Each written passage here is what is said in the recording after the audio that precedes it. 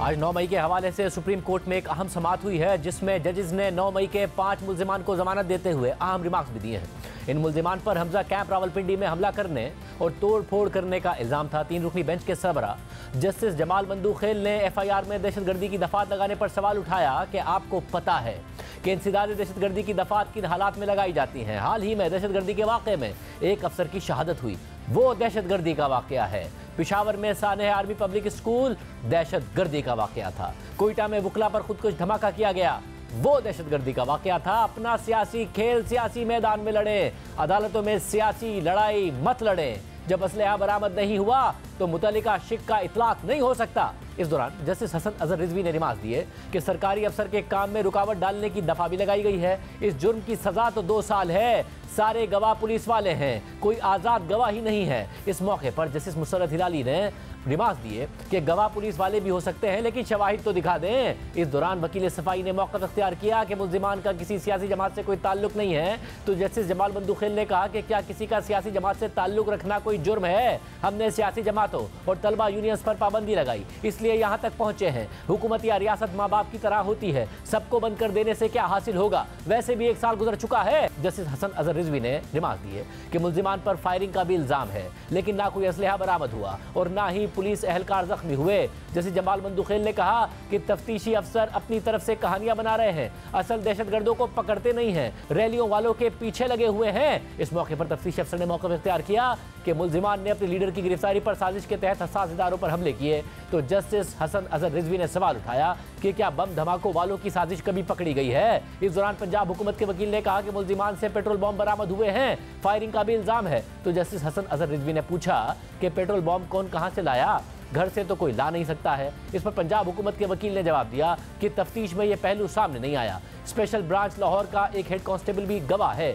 तो जस्टिस जमाल बंदूखेल ने सवाल उठाया कि वाक़या रावलपिंडी का है और गवाह लाहौर का, क्या हुकूमत के खिलाफ टायर जलाना बहुत बड़ा जुर्म है? जस्टिस हसन अजहर रिजवी ने रिमार्क दिए कि पुलिस की गवाही के अलावा कोई सबूत ही मौजूद नहीं है। तो तफ्तीशी अफसर ने कहा कि मुल्जिमान के खिलाफ मुकदमा दर्ज किया, फिर मौके पर जाकर गिरफ्तारी की। तो जस्टिस जमाल बंदूखेल ने सवाल उठाया कि गिरफ्तारी से पहले मुल्जिमान के नाम कैसे मालूम थे? सारे केस का पुलिस खुद सत्यानाश कर देती है। जस्टिस मुसर्रत हिलाली ने रिमार्क दिए कि FIR में तो ISI के ऑफिस पर हमले का लिखा ही नहीं है, हसास तंसीबात तो बहुत सी होती हैं। जस्टिस जमाल बंदूखेल ने रिमार्क दिए कि क्या एक हेड कांस्टेबल के बयान पर साबिक वजीर आजम को गद्दार मान लें, खुदा का खौफ करें? ये किस तरफ जा रहे हैं? जस्टिस हसन अजहर रिजवी ने सवाल उठाया कि मुल्जिमान के खिलाफ क्या शवाहिद हैं, क्या CCTV कैमरों से शनाख्त हुई? तो तफ्तीशी अफसर ने जवाब दिया कि हमजा कैंप समेत दीगर मकामात के कैमरे मुजाहिरीन ने तोड़ दिए थे।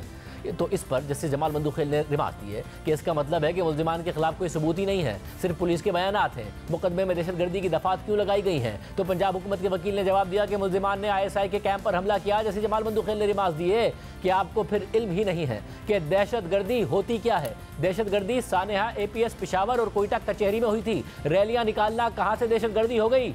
इसके बाद अदालत ने मुल्जिमान की जमानतें मंजूर कर ली और हिदायत की कि ट्रायल कोर्ट अदालती कार्रवाई के दौरान मुतासिर हुए बगैर फैसला करे। बहरहाल 9 मई के 5 मुल्जिमान को अदालत ने जमानत दे दी है, जबकि तहरीक इंसाफ के कई रहनुमा अब भी रुपोश हैं, मुल्क से बाहर हैं या जेलों में कैद हैं और वो 9 मई समेत दीगर मुकदमात में नामजद हैं। तहरीक इंसाफ ने ऐसे कुछ रहनुमाओं को सेनेट का इलेक्शन लड़ने के लिए नामजद किया था, लेकिन आज इलेक्शन कमीशन ने मुराद सईद, आजम समाती, जुल्फी बुखारी और सनम जावेद समेत मजीद अराकीन के कागजात नामजदगी मुस्तरद कर दी है। इसके अलावा इमरान खान के खिलाफ आज भी मुतअद्दिद केसेस की समाअत हुई है, जिनमें से 2 केसेस में उन्हें बरी कर दिया गया है। ताहम दीगर अहम केसेस की समाअत मुख्तलिफ अदालतों में जारी है। आज district and session court Islamabad में जुडिशल मजिस्ट्रेट सुहेब बिलाल ने लॉन्ग मार्च के दौरान तोड़ फोड़ के मजीद 2 केसेस में इमरान खान और तहरीक इंसाफ के दीगर रहनुमाओं की बरियत की दरख्वास्तें मंजूर कर ली, जबकि इमरान खान और बुशरा बीबी के खिलाफ इद्दत में निकाह के केस में बुशरा बीबी के साबिका शौहर खावर मानिका के वकील रिजवान अब्बासी आला अदलिया में मसरूफियात के बाइस अदालत में पेश न हुए, जिसके बाद अदालत ने इमरान खान और बुशरा बीबी की अपील पर समाअत 27 मार्च तक मुलतवी कर दी। District and session court Islamabad में ही आज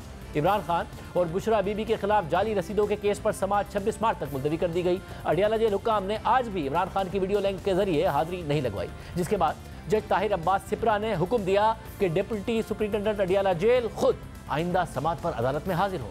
इसके अलावा इस्लामाबाद हाई कोर्ट में भी इमरान खान के खिलाफ 2 अहम केसेस की समाअत हुई। 190 मिलियन पाउंड रेफरेंस में इमरान खान की जमानत की दरख्वास्त पर समाअत हुई तो नैब ने तहरीरी जवाब जमा कराने के लिए मोहलत देने की सदा की, जो अदालत ने मंजूर करते हुए समाअत आइंदा हफ्ते तक मुलतवी कर दी। इस्लामाबाद हाई कोर्ट में ही इमरान खान और शाह महमूद कुरैशी की साइफर केस में सजा के खिलाफ अपील पर चीफ जस्टिस आमिर फारूक और जस्टिस मियां गुल हसन औरंगजेब ने समाअत की।